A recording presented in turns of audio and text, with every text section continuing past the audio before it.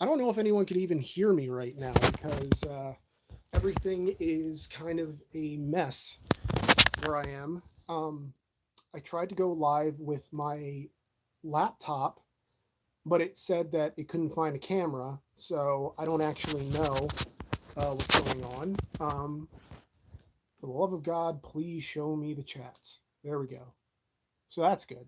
Um, so I'm going to do this sort of informal style of just using my camera on my phone to do this because I'm realistically not good at this at all in terms of knowing how to podcast or doing anything that's technological. Oh, good. You guys can hear me? Good, good. So yeah, uh, let me. Oh, hi, Nick. Welcome to the stream. All right. Let's see.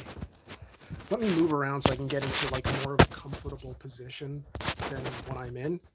Um, so yeah. Good evening, everyone. Thank you for joining us. Joining me.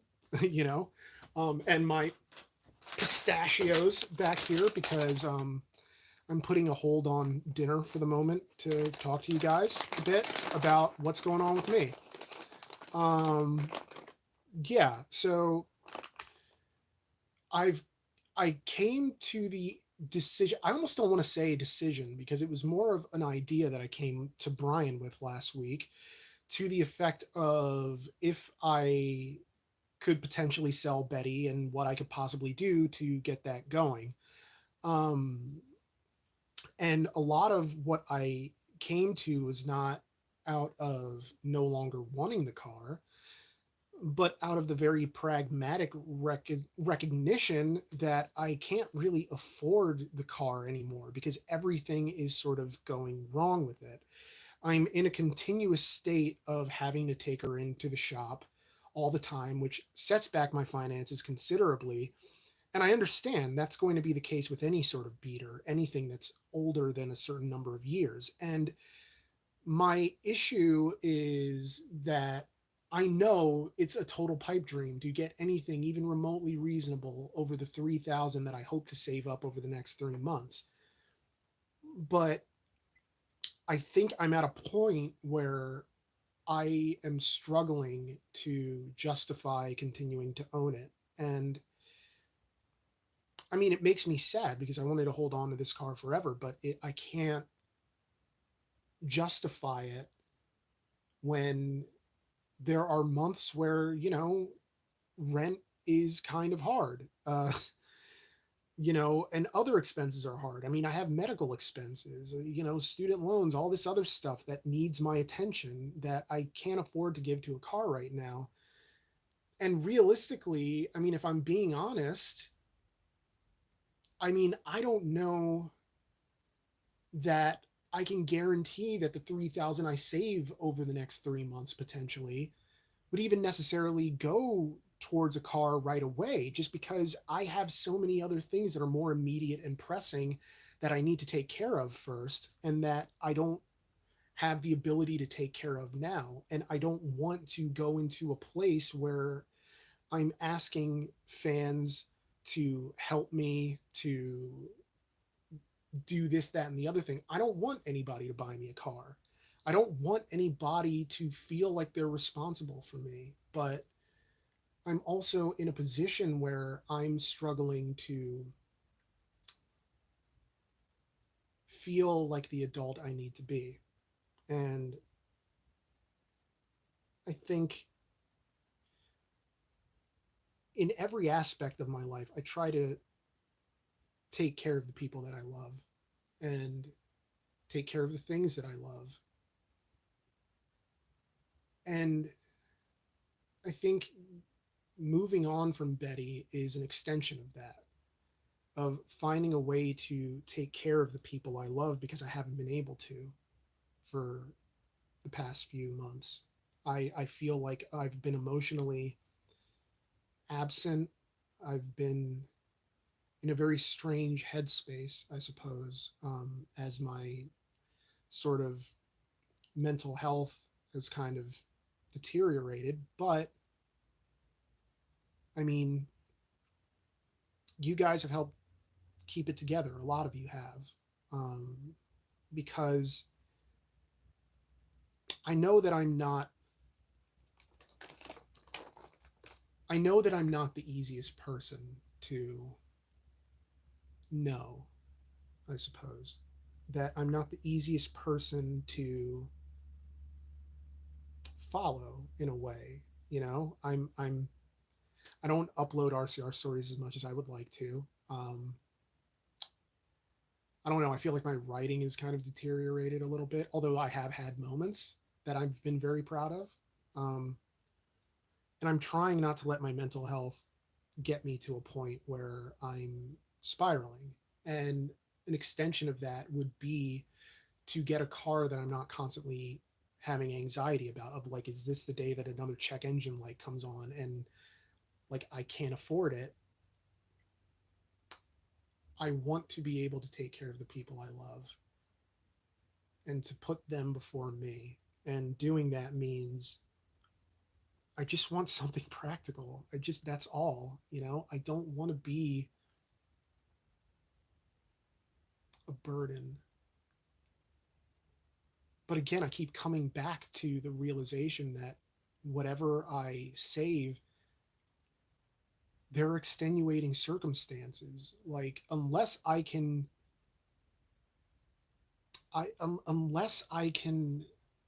just get a car all in one shot, have it over with, and not have to think about it.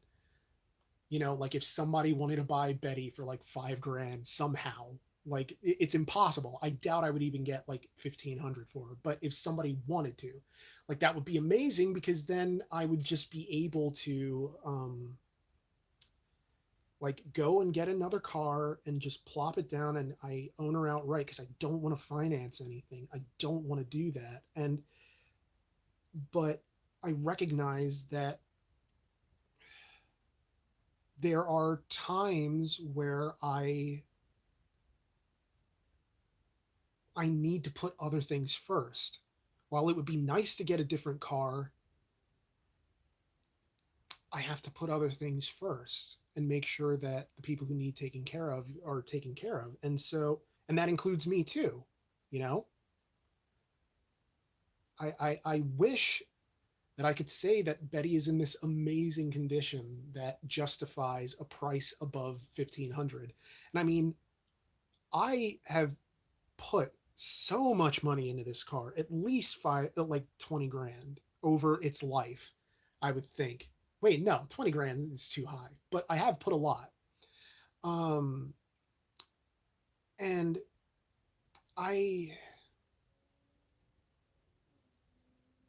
I don't know. I, um, I think part of it is wanting to get to a point where in the automotive community, like I'm kind of understood as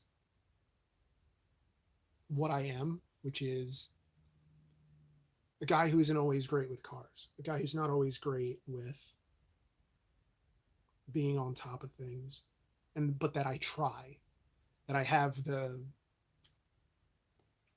attempt at a noble effort, you know, that people kind of view what I do and recognize that I'm giving them as much of me as I can, but that in the trade off, I can't always give as much to my life as I want to because I do have to hustle to make the money to afford to live a life. And in the trade off, I keep coming back to that phrase, but I guess what I'm saying is this is why I don't ask for like Patreon money or anything like that because that's not what you guys are here for. You're here to be entertained. Like my struggles don't are not included in the price of admission. Um,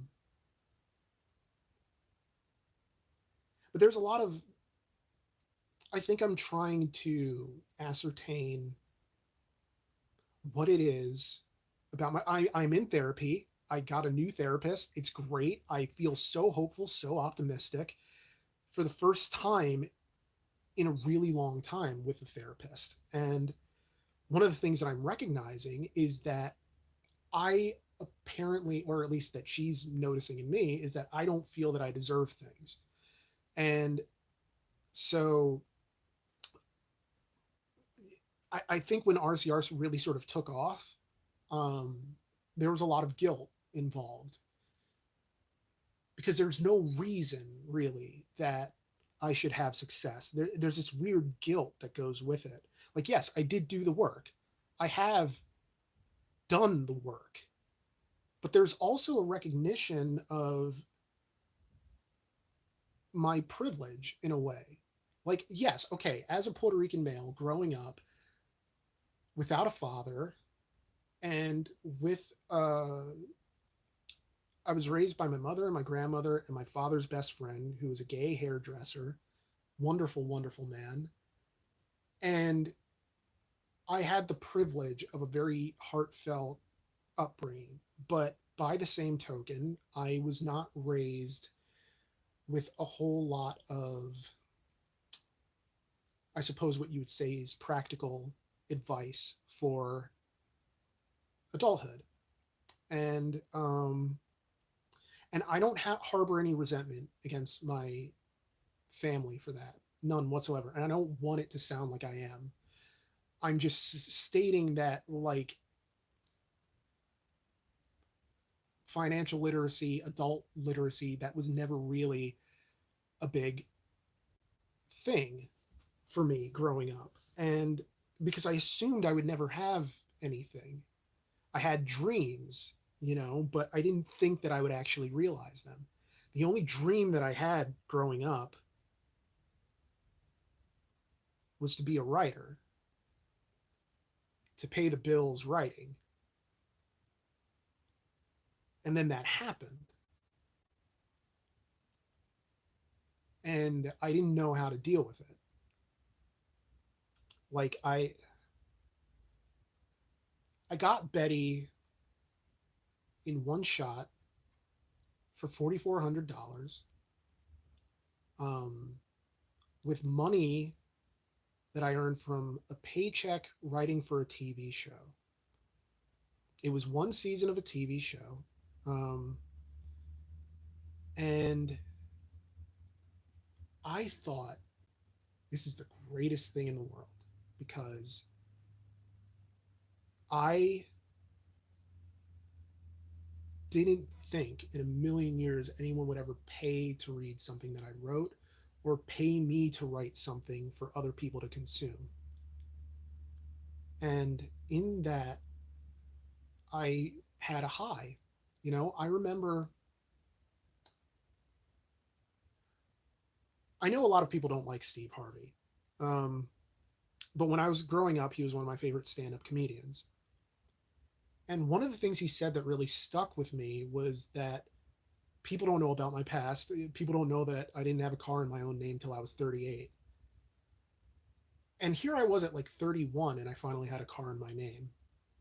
And I was like so happy about that. Like it was completely mine. I wasn't borrowing a car from somebody.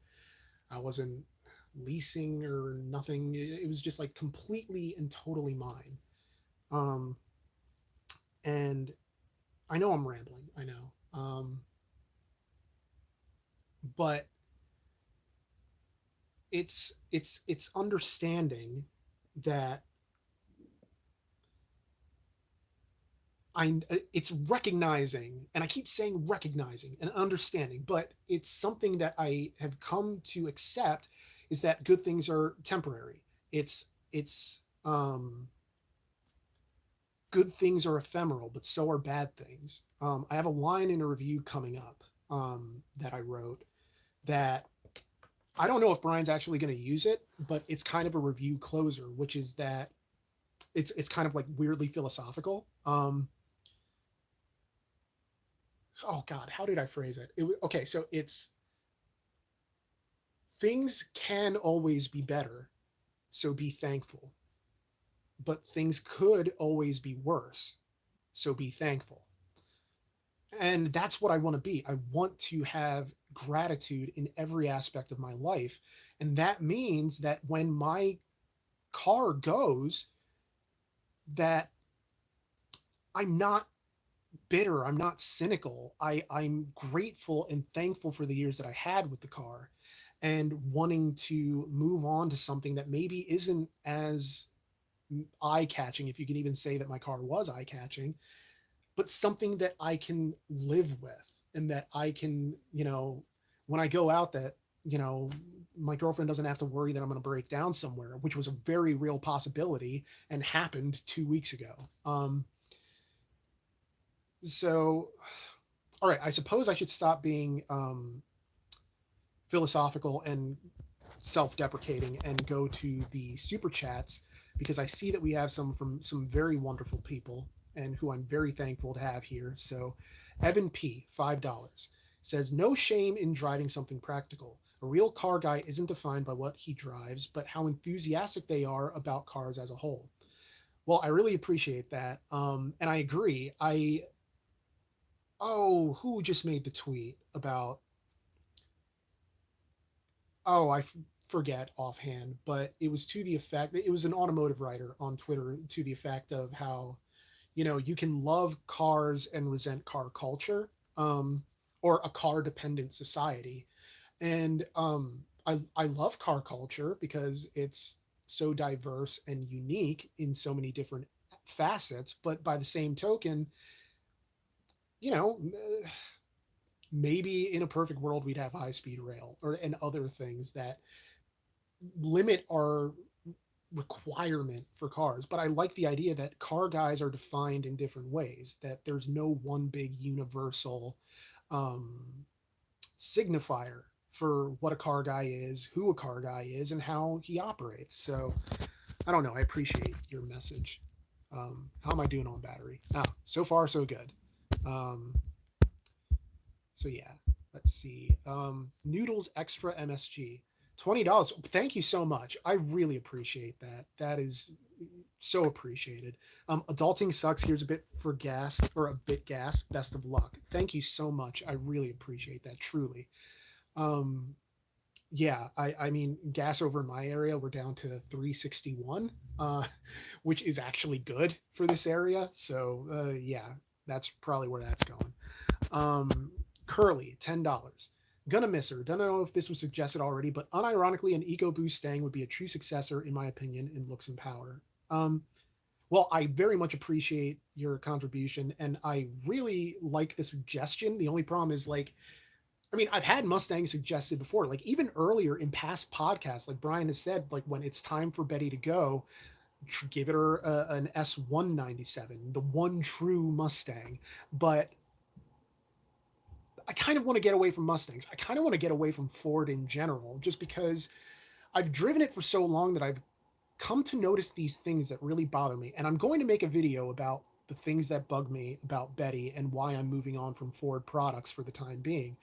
But it's an accumulation of issues that aren't necessarily unique to my Mustang, but that are they're just weighing on me, and it plays into my anxiety because, I've had generalized anxiety disorder since I was like 13 years old.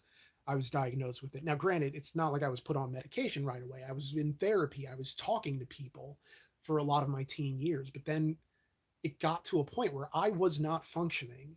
And which is another reason why it's pretty much basically miraculous that I've been able to have the life that I've had, because there was a while where I wasn't going anywhere. I wasn't talking to people. I wasn't doing anything. And now suddenly, I'm writing for this YouTube show with one of my best friends in the world, and someone I look up to literally, and well, okay, figuratively, but I'm traveling the world and I'm okay. I'm meeting people who are bigger names than I could ever hope to meet, and I'm okay. But then things shrink down and I get down to the microscopic core of living, something like a car itself, and suddenly I have the anxiety again because I'm waiting for the worst to happen. I'm waiting for the other shoe to drop. And so what I'm working with now, my therapist now on, is to recalibrate and reprogram my brain so that I don't necessarily catastrophize the way that I always do, and to accept the things that come my way and not immediately interrogate them as a reflection of my worth or whether or not I deserve these things. Um, because really, you can be the kindest person in the world, but if you're not kind to yourself, it doesn't really matter, you know? Um, it's the stanza. If you replace White Betty, a white car named Betty White is a good idea. Or if you replace Red Betty, sorry. It's funny. Betty's name, part of it was Betty White because I love the Golden Girls, but the other half of it was what my grandmother almost named my mother growing up. So and or yeah, no, it was the name my mother wished she would have had, and so yeah, I just did that as a nod to my mom because she's like, I love my mom. She's my best friend and has been since I was a kid, but not in like a Norman Bates kind of way. Just Um, Twisted Caravan, $5. Betty will live on, as you will live on in a quality, reliable machine. We are but stewards for these machines until they start their next chapter. That is a beautiful sentiment. That really is.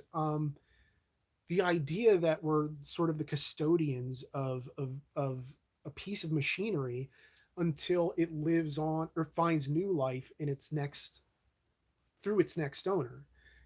I hope I can't think of many things that would make me happier than to be able to sell Betty to somebody who is going to give her the life that I couldn't, full workup, full everything, and make her run like new again. Um, I know it's kind of a pipe dream, kind of a stretch, but I don't know. It's something. It's something to hope for. Is giving up the Mustang part of you feeling like growing up more? I'm holding on to a sports car, and as I get older, I look at it more as a symbol of hanging on to my youth. Um, yes and no. In the sense that growing up, I wanted a Mustang because it was the car that my mother and father had their first date in. So there was this romanticized notion of a Mustang, all the more amplified by the fact that my father died young. And so I didn't get to really know him. And so it's almost like communing with my father through a car. Um, Shit, I never thought of it that way. That like I'm replacing the lack of a father with a car. That's weird, right? Oh, fuck. Okay. Um, well, that's something to talk to about the therapist or talk about with the therapist. Um, but yes, but the growing up part of it is recognizing that I have other adult responsibilities that require my financial attention more than a car, and that while in a perfect world I would be able to hold on to Betty forever until she literally stopped working, the reality is that I have other responsibilities and I have to do right by those responsibilities. I have to do right by me. I have to do right by the people I care about. And I can't, I just can't hold on to Betty forever as much as I would like to. Um, I know I've skipped, I gotta say, I've skipped somebody. Have I skipped anybody? Help me out in the chat if I have. I'm sorry, I'm kind of like flying by the seat of my pants here. Val Cat, $10. Thank you so much. And for the donation, thank you. Um, I saw I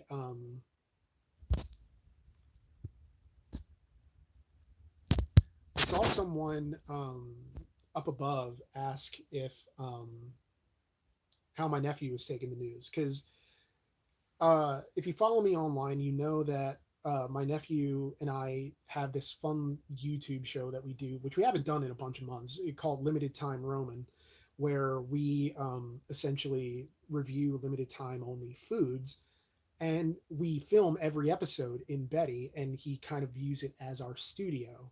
Um, and so I broke the news to him last Friday, and he, like, yes, he's disappointed, but he was very mature in taking it. Um, and one of the things that he wanted to do, and this is a picture that has shown up in some of my solo videos before, but there's a video, or there's a photo that was literally the day after I got Betty. My nephew was maybe like 7, 8 years old, and I had him take a picture of me like hugging Betty's hood with this like dopey grin on my face, and that kind of was my profile picture for a bit, and I just like shared it everywhere because I was so happy to have this car, and it was a perfect sunny day.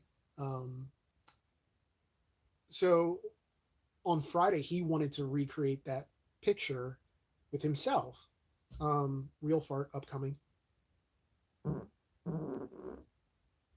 Nice. Um, and he wanted to recreate that picture, and so we did, and it was very sweet, like just seeing the passage of time in that way. But yeah, um, the one KEA. I've actually like I know what kind of auto loans I could potentially get, but I really don't want to do an auto loan. Um, for reasons that I'm just going to keep to myself for now. But why is your? Oh, let me see. Did I miss one from Boris T.S. Karloff?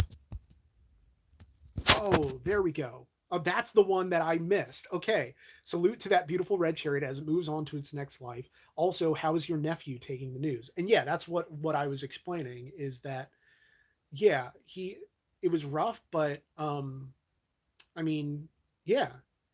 I mean, I've taken him to empty parking lots with Betty.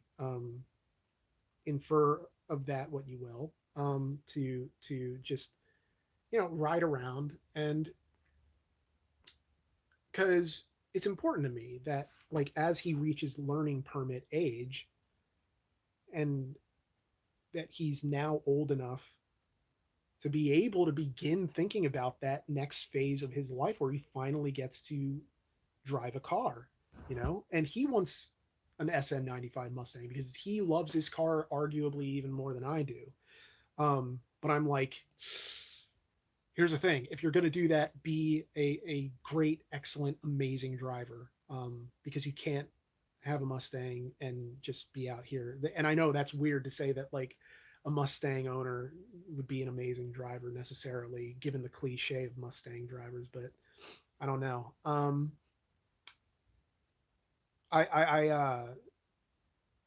I can proudly say that Betty has never been in an accident, not even so much as a fender bender. Knock on wood that it stays that way. Um, and yeah, I think I might have like hit a curb, but that's about it. So yeah. Um, let's see.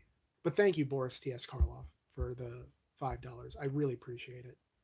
Um, it's Matto, 30.99. Thank you, it's Matto. I can't wait for RCR Australia, and I can finally meet you. Oh, that's what your message. Your contribution to the world is worth so much more than the value of this super chat. Can't wait to meet you and Brian in Australia and get to know you both. Like, you guys are gonna get me like emotional if this, because I mean, I we have like the sweetest, nicest collection of fans, viewers in the world, and I can't wait for June to potentially see you guys when Brian and I go to the Too Many Games Festival in Oaks, Pennsylvania, because we're thinking of doing a car meet there. I don't know the exact details, but it'd be more of a cars and coffee thing, ideally. And I know that's not really friendly to out of state people, because to get there on time for a Cars and Coffee, you'd have to be up at like shit o'clock. Um, but I think it's very, just the idea of being able to like shake the hands of just some of the people, anybody who wants to, of people who allow me to live my dream, because without you guys, like, I literally don't do it. Like, you're the reason. So I mean, that would be so meaningful. Hmm. Why does your voice sound so unique? You could be a voice actor. Huh, I've never actually gotten that before. I turn your volume or mic up. Let me see. Oh, there we go. Cool. Thank you for the heads up. But yes, I don't know. Never thought about voice acting. Um, I I don't know. I'm not a good actor. Like, I did theater in high school and in college, and I don't think I was ever good at any point. But yeah, excuse me, burp. Would you, Dylan Rice, 4.99? Would you guys ever review tuner cars? I think so. I want to say we have, but I can't recall off the top of my head. But I think it would be very fascinating to review some, especially considering how much different they are from the quote unquote regular cars that we have occasion to do. We do have some pretty unique cars coming up on the horizon. On the horizon. In addition to another RCR stories, I finished editing the audio for the new RCR stories tonight, and it clocks in at 1 hour 51 minutes. So longer than the Cursed Cars RCR stories, shorter than the Saab. But I do want to do more RCR stories. People who have seen past Roman and Use know what the subject is. And if you know, feel free to say in the comments. But I will say, while it is the same subject, the scope widened to be the life and death of the organization that that person owned. Um, in part because the life and death of is more algorithm friendly than the tragedy of blank or the life and legacy of blank. Um, Although, if I can come up with another phrase that's like as algorithm friendly that would fit it more, that's great too. But I'm really proud of this RCR story because I think it's, I don't want to say it's the most cinematic, especially because this subject was literally turned into a movie in the 1980s.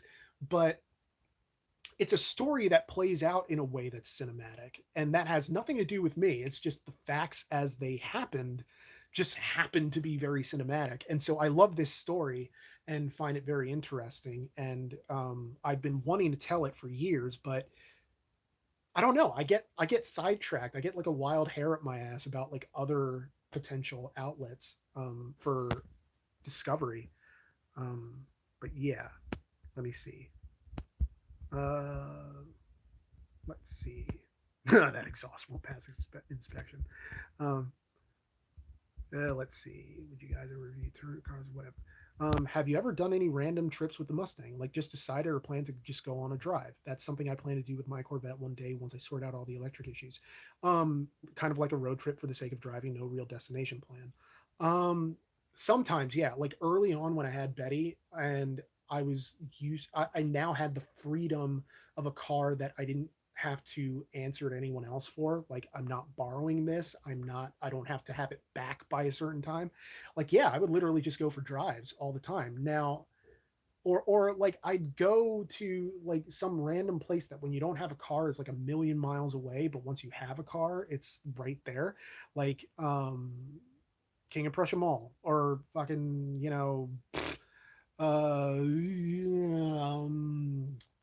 I'd go to like my sister's in Jersey and just like drop in for no reason. And um and that was kind of the freedom that I had. And yeah, it was nice. It was very nice to be able to have that freedom. Um but yes. Uh where you post about this Oaks meetup in June. We've only talked about it on the podcast.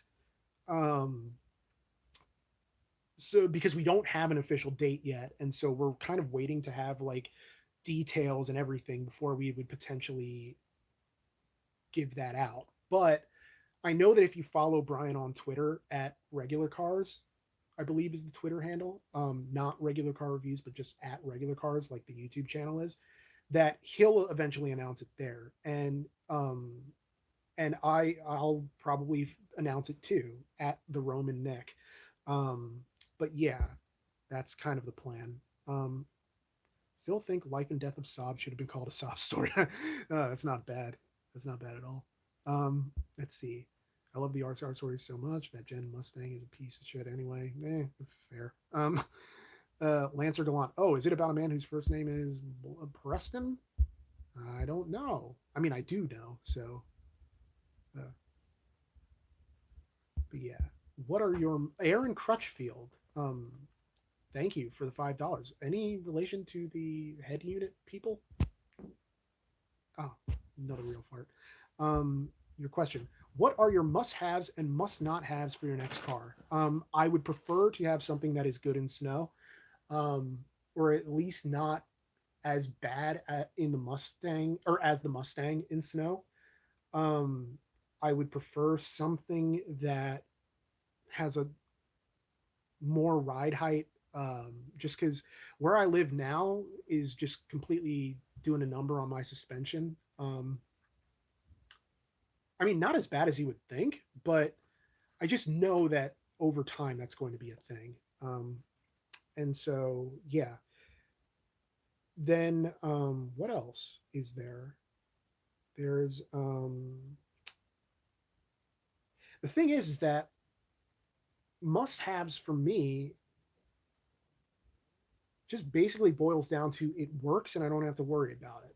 Like I don't have to spend all my time, you know, just waiting for the other shoe to drop.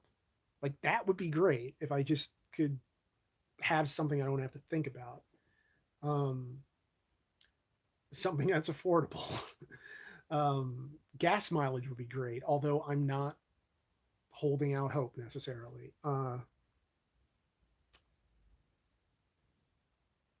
It feels selfish to say that I would want something with character or something cool because really I don't need those things. I just need it to run. I could add character with RCR and Kunkelman Chevrolet bumper stickers. um, yeah.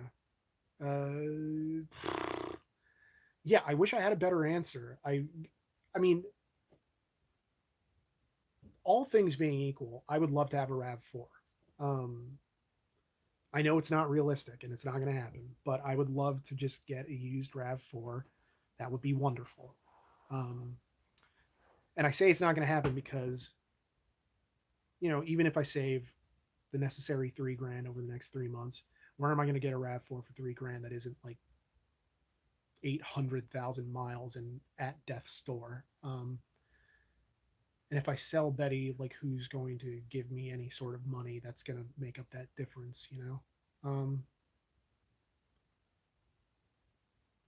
But I don't know what the future holds, and that's part of getting better. That's part of wellness is accepting uncertainty and being comfortable in the knowledge that you don't know. You know. Let's see what else. Oh, no relation to the cereal company. They don't give me a discount either. That's unfortunate. Can I talk to you for a moment about our Lord and Savior fourth gen Camry? I think Brian spoke the good word about the Camry a little bit yesterday when we were writing. Wookie drives. Would a RAV4 or a Subaru be the best bet? My man or woman, somebody who or just completely nailed the thing that I was going to talk about before I even got around to it. Yeah, thank you so much for the question. And yeah, I think like a RAV4 or a Subaru probably would be the best bet, but it's a matter of finding the right one. I just I didn't realize over time how much it bothered me sitting low to the ground, having that low entry point and exit point in the Mustang. Um, how often my door would scrape sidewalks when a passenger would come into the car, or how much it sucked not having room for things. Uh, I mean, it's not a big deal. It shouldn't be a big deal, but it's one of those things that accumulate over time. And you look at other people, and you're like, they have all this room. It's all so great for them. But then you look at what you have, and you're kind of left wanting. You're like, this isn't the life that I would like to be living. Did I cut myself self shaving last night, or have I just developed a bump or something? I mean, I adult acne basically runs in my family. Like I'm a mess of. Actually, my skin kind of looks all right for once. That doesn't really happen frequently. It's just my hair that's starting to go, which is fun. I'd like to think that I get to a point where I just have the dignity to go, zzz, but I have a very awkward shaped head. Like I had to be a C-section because my head was too big. Yeah, why? Uh, but yeah, let's see. Oh, you answered the RAV4 question as I hit send. Oh well, hey, it was still a good one. Um, let's see. If you're looking for reliability and something that doesn't have Toyota Honda tax, look at Mazdas. Yeah, my girlfriend had a Mazda CX-7 that lasted her over 215,000 miles. Uh, it was an insanely reliable car, all things considered. And I say all things considered due to like the elements and everything. Um, but yeah, uh, so that's definitely something to look into. Um, Roman, I'm gonna buy an RX-8. Don't stop me, please. I mean, I can't. You got to live your life. You got to live for you. You only get one of them, one life, as far as I know. You know, that's the thing. Like, I talk about myself in this weirdly pejorative way, but I also realize that like one of the reasons that I fear death is not just because of the unknown or because it would hurt or because of the effect that it would have on the people who care about me, but just that like even if there's reincarnation on the other side of it, I wouldn't get to be Nick Roman anymore. Like I wouldn't get to have the family that I have. I wouldn't get to have the friends that I have, the love that I have in my life. I wouldn't get to have the same likes and interests and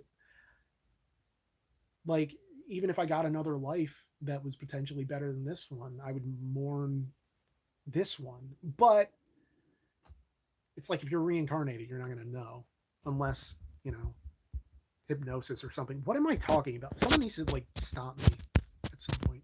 Lancer Gallant might maybe a fan of the channel might be interested in buying Betty once the video you talk about it drops. I hope so. You know, you never know. What about a CRV? I hadn't really thought about it, but that's not a bad suggestion, honestly. I have to wonder what they're going for used. Yeah. Ooh, oh, excuse me. Burp. This my reflux acting up because I haven't eaten. So I just have this fistful of pistachios. Oh. Eating on mic and on camera. Somebody stop me! I'm eating rubbish. I'm eating rubbish and getting in the trouble. Um, let's see. What, Wookie Drives. Thank you so much for another super chat. I get the ease of entry. I'm 6'3" and deliver mail in an RHD Saturn. The LLV and Metris are easier to get in out of, but bad knee like the car. Wow, I could not imagine being that tall in general, much less being that tall and then doing that job in those kinds of like cars. Um, yeah, it's tough. Hmm. I suppose I'm lucky that I'm 5'8". Um, in that 5'8" and a half, whatever. In that I'm not really shut out of a bunch of different cars. Like even Brian, who's like 5'10", maybe around there, like 5'10" and a half. Um, sometimes he runs into the height problem where certain cars, like, they have his knees all the way up, like not up to his chest, but and his head up near the roof line, and it's just there's a whole extra amount of hassle um, for the trade-off of being viewed as more desirable by society. um, yeah, CRV with the four cylinder and the turbo has more than enough power to get you going. Um, that's pretty cool. Ultimately, I don't think power really matters to me, even though intellectually it should, just because I want to be able to merge quickly. Um, but then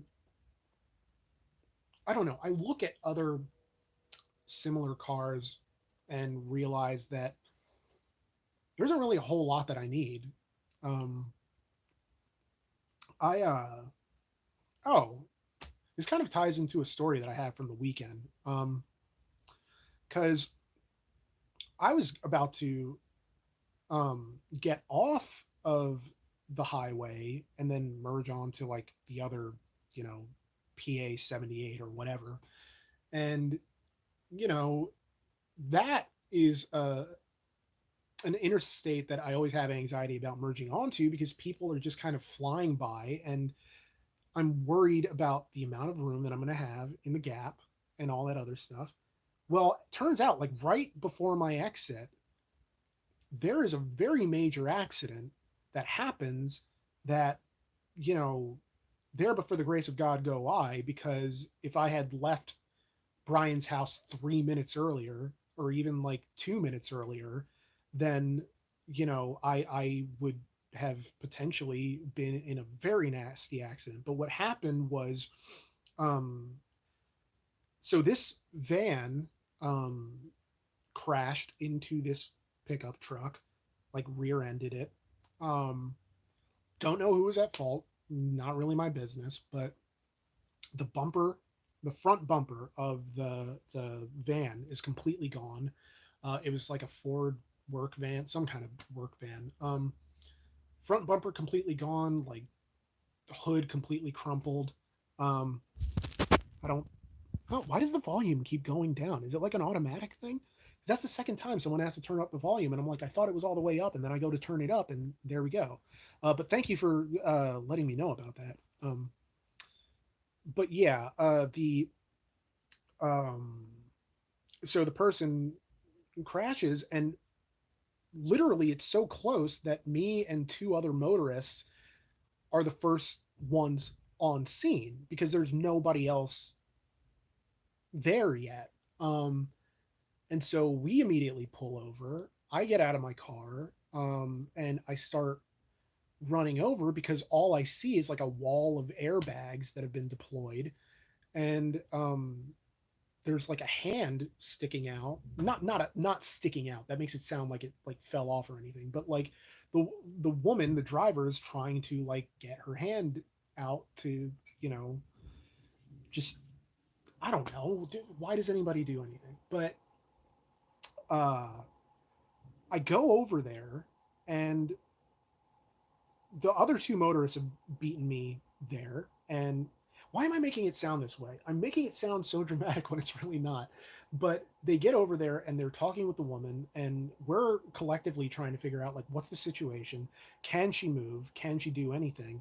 And she essentially mentions how like she's basically pinned in here, and so we run around the side of the vehicle, and there's like a guy there, and basically at no point in the past like 2 minutes or anything did we realize that there was actually a passenger. And so, and it's the husband, and he's, or I assume is the husband, I don't actually know, but he's okay, it seems, and he's able to essentially take over, and I'm just standing there like a like an asshole who doesn't know how to do anything, because the this lady had already started calling 911, and so I'm like, well, okay, I'm useless here now, which is fine. But like my thought at the time was that okay, there's fluid leaking from this and there's a lot of smoke coming out of like the front of the van, so if there's something that we can do here, we need to do it fast.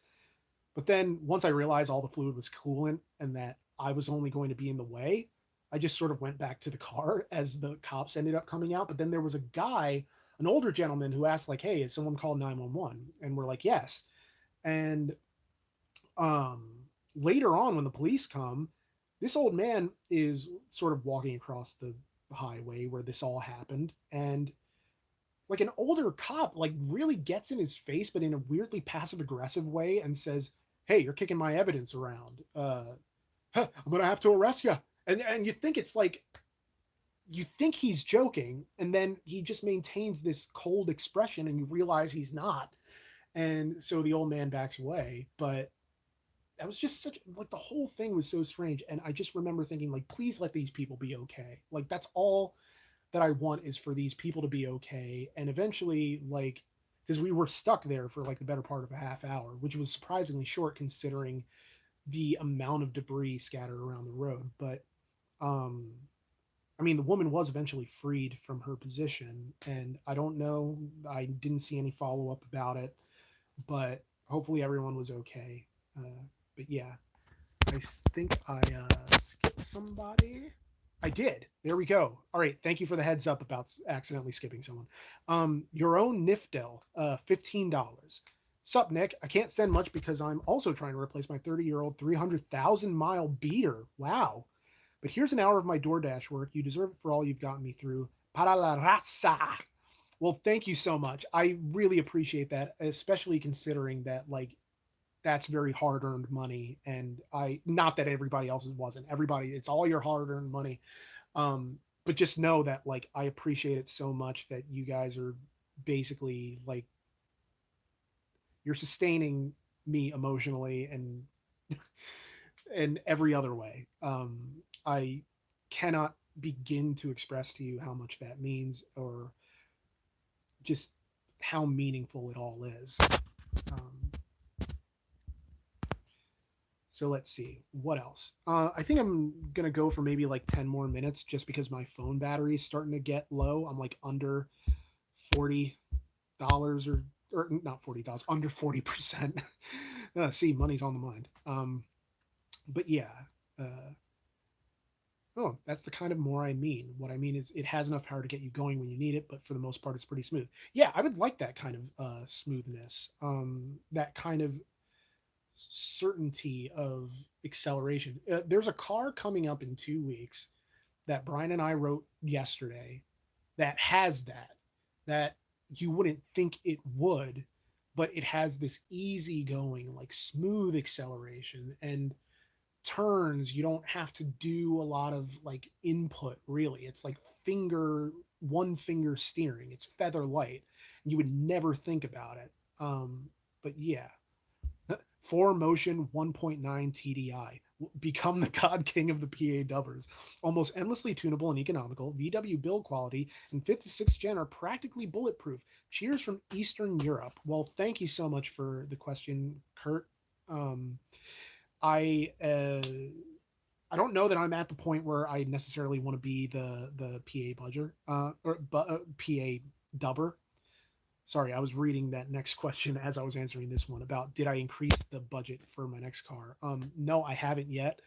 I would like to. Part of me is considering just because part of the reason why this is time sensitive, right, is because Betty's inspection is due at the end of April, and I literally cannot afford if they come back and tell me that X, Y, and Z is wrong, that to do anything about it. And then the odds of somebody um, buying a red Mustang that's passed inspection, just in addition to having things wrong with it, plummet significantly. Now, granted, I don't actually know that anything is going to be wrong with her because the last checkup they told me what was wrong, and but they mentioned how certain things about her are not immediately pressing. So for example, I had to switch out the spark plugs, but I was also told that eventually the rear brake pads are going to need servicing. And I mean that was something that I couldn't really afford to deal with right now. But I don't know that if I took her in for inspection in April, that would be something I would have to deal with right then either. Like it would probably pass inspection, or not probably, but possibly. And if it could, then I could let it ride and continue driving Betty for like another 2 or 3 months to maybe bring the budget for the next car a little bit higher. Um, and I know my mom would let me have unlimited use of her Explorer, but that's not like I'm gonna be 38. I don't want to have to rely on my mom's car. But I understand that beggars can't be choosers, and also there's no shame in asking for help, and there's no shame in accepting help. You know, like we gotta we gotta destigmatize asking for help and accepting help because we're all just trying to get by here, right? We're all trying to be the best people that we can be, but within the parameters of what we know how to do. Um, Wait, so is it the brakes, or is the brakes the issue? Wait, thought it was like rust or misfire.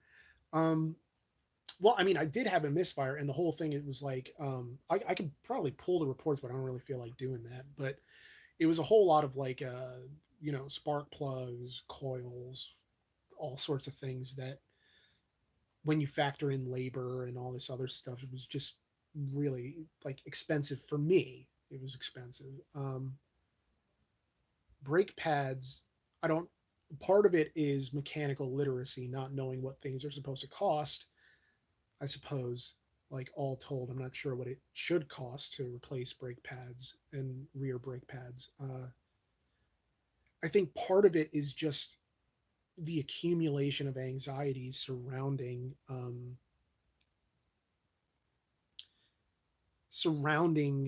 the inevitability of it, because like I've had to take Betty into one shop or other 3 to 4 times in the past year, and I can't get to a point where I think I have my life in order and then have another check engine light. And I understand this is what life is. Life is stuff that you're not expecting, you're not anticipating, but I can't keep doing this. I just can't. Um, but yeah, I wish I knew basic maintenance. Start an OnlyFans. 2023's answered everything. I mean, I had a friend do an OnlyFans, and she basically got like harassed out of doing it. And I, I, I don't know. Like, you got to have. I don't know. That just seems like such a terrifying profession to me to do it. People imply that it's like all so easy, but realistically, if you're making the big bucks, then you're probably doing customs for people, and customs that creates this weird parasocial relationship, even more parasitic than the average parasocial relationship. So I don't know. It's not great. Um, let's see. Prolapse. Did I say prolapse? I didn't mean to. Um, yeah, it basically comes down to this, which is your priority, fun or essentially trouble free. Unfortunately, you can't choose both. In which case, I choose trouble free, like 100% of the time. Uh, because I get my kicks driving the cars that we get to review. I don't have to drive a fun car every day. I have to drive something that I don't have to worry about. Um, so yeah. Um, what else? Um, could you pull strings and get Happle, Burnash, or Hen to give it a glance to get an idea of the current state? Also, RCR Garage Podcast. Where do you live? Maintenance. What does your commute consist of? Um, I mean, my commute is a lot of like scenic driving before getting onto a highway, but it's oddly gotten to a point where it's more scenic than highway. A lot of back roads.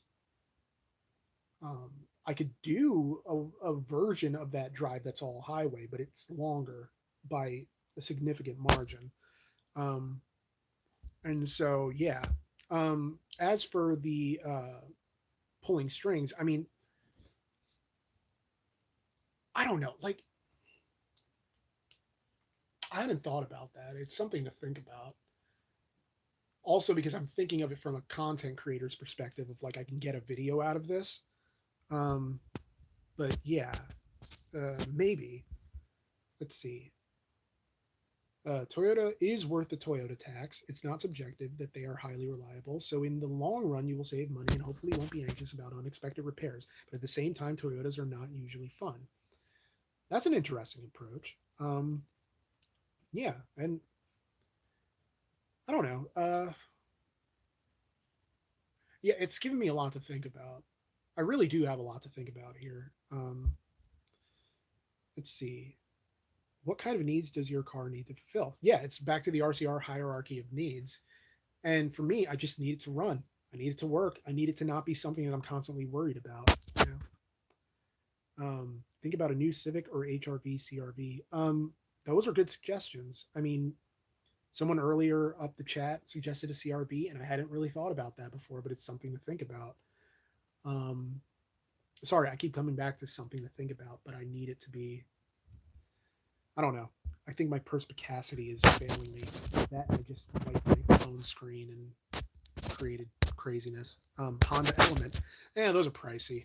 Um, Toyota Corolla, yeah. I mean, that was the first thing he said to me. Is like, you know what I'm going to tell you, right? I'm like, yeah, Toyota Corolla. But he actually, in looking around, it saw that like Camrys are actually the hot shit right now in terms of affordability. So I guess we'll see. Um, but yeah, all right. I'm 5 more minutes, and then I'm going to wrap this up just because I really need to eat something because I like being alive. uh, Toyotas will save in the long run, but it's not always easy to be able to pay the extra up front. That's a true story. I disagree with the opinion on Toyotas aren't fun. My grandfather had a 2001 Toyota MR2 convertible, which he always loved driving me around in and sharing the sunlight and the drive. Hmm. I mean, yeah, it's to each his own, you know? Um, Accords and CRVs are brother cars. I wish I had the K24 those late 2000s models have. Yeah, it's legendary for a reason. Or am I thinking of the yeah, let's just say I am thinking of the right one. Treat yourself to the new Lexus ES. I cannot afford that. uh, Eating is overrated, probably. Also, as someone who had previously owned one, but 2005 to 2012 Nissan Pathfinders are vastly underrated. Not fuel efficient though. That's something I never would have thought of. Nissan Pathfinder. I mean, what kind of build quality are we talking here? Is it something where like, chintzy sort of plastic stuff? Or are we talking like, I don't know, decent? Um, I had a Celica that I thought was fun. Yeah, Celicas sound fun. Uh, Suslin Mew 199. Thank you so much. Hi Roman, have you ever seen an aerial nomad anywhere? I have not. Um,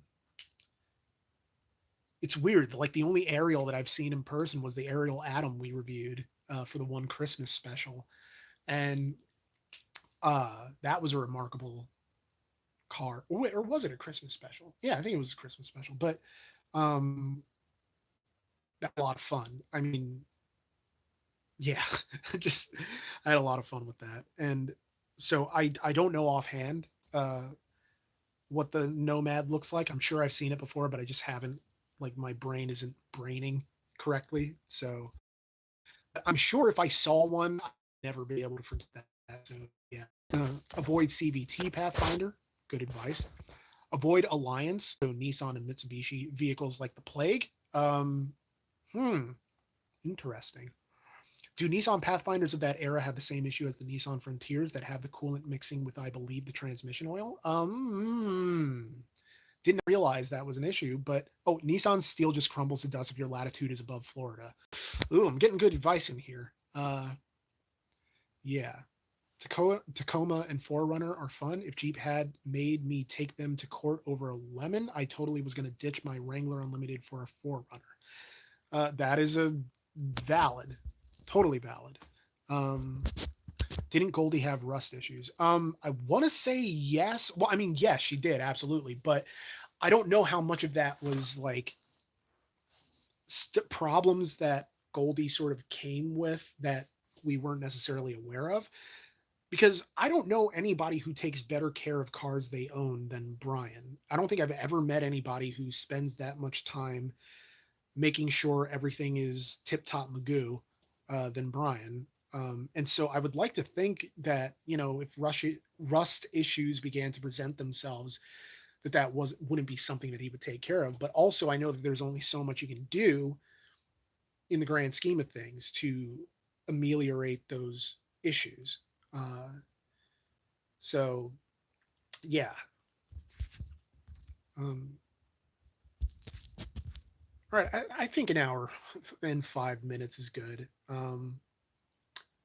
Return of Trent Falconrath when there's a good reason for him. Right now, I actually would love to do more like fake commercials and fake ads that we just throw in when Brian and I are writing and we're not feeling like particularly funny, but we need something to boost the comedy value and be replayable. But I don't want to keep going back to the Conkelman Chevrolet well. And I we need a very specific kind of car to do Rinaldi and Klein. So I was thinking like other fake businesses, fake that I could come up with that are kind of like, you know, down to earth funeral and cremation services, or boyfriend hand, where it's like a glove that your girlfriend can, you know, hold on to that is warm like your hand, like just weird stuff like that that makes no sense. But an entire episode of fake ads could be interesting. Yeah, I mean, one of my favorite bits that I ever got to do for RCR, and it was kind of a spontaneous idea that I had that I wasn't even sure Brian was going to go for, was the fake COVID ad. Well, like the fake ad where it's all the corporate like we care about you ads when the pandemic first happened, and you had all these brands talking about how they care, and like we did one of those for Kunkelman Chevrolet, but it was for the Lincoln Mark something offhand. It was our buddy Dominic's car. Shout out to Dominic. He's one of the most interesting car owners I think we've ever had on the show. Um, let's see. Would you consider doing a stream where people in the chat share any car stories that they have? I have a lot on my hand, and I'd love to hear other stories as well. I see no reason not to, you know, and I think people would enjoy that, kind of doing like an impromptu live Vin Wiki. Um, I wouldn't know how to make that work other than to do like a Twitter Spaces. Yeah, because we don't really have the ability to do a call-in show. Um, and we hardly have any way of vetting things. Like the stories would have to be told in the chat, and then we would read the stories as if we were telling them. Huh? Maybe. Um, but yeah, I think that's about it for me. I really appreciate you guys hanging out. I really appreciate all the contributions in the chat, the super chats. Oh, Kellen, the official data. Um, for the next car, enjoy the chase. 499. Thank you so much. I really appreciate it. It really means so much to me. Um, I I wish I can't. I wish I could express what this all means to me. I know that I'm not always great with words, but you guys have always been really cool to me, and I appreciate it so much. So I'm gonna wrap up here. Go have myself some dinner. And yeah, thank you. I am going to post this to our podcast feed hopefully tomorrow. It depends on how this actually ends up sounding on YouTube. So I guess we're going to see. But thank you to everyone who came and chilled here. Thank you to everyone who donated. Thank you for watching every Monday and watching all the videos and sharing and liking, supporting, subscribing. Thank you so much. None of this happens without you. You guys are the only reason that we are able to do this at the level we've been able to. And we hope to continue doing it. And so thank you for allowing us to exist as a much larger channel than we actually are through Patreon, through your support, and through these super chats. Thank you, thank you, thank you. I hope to do another one of these at some point in the future. And but until then, have a great night, everybody, and thank you again for hanging out. All right, take care.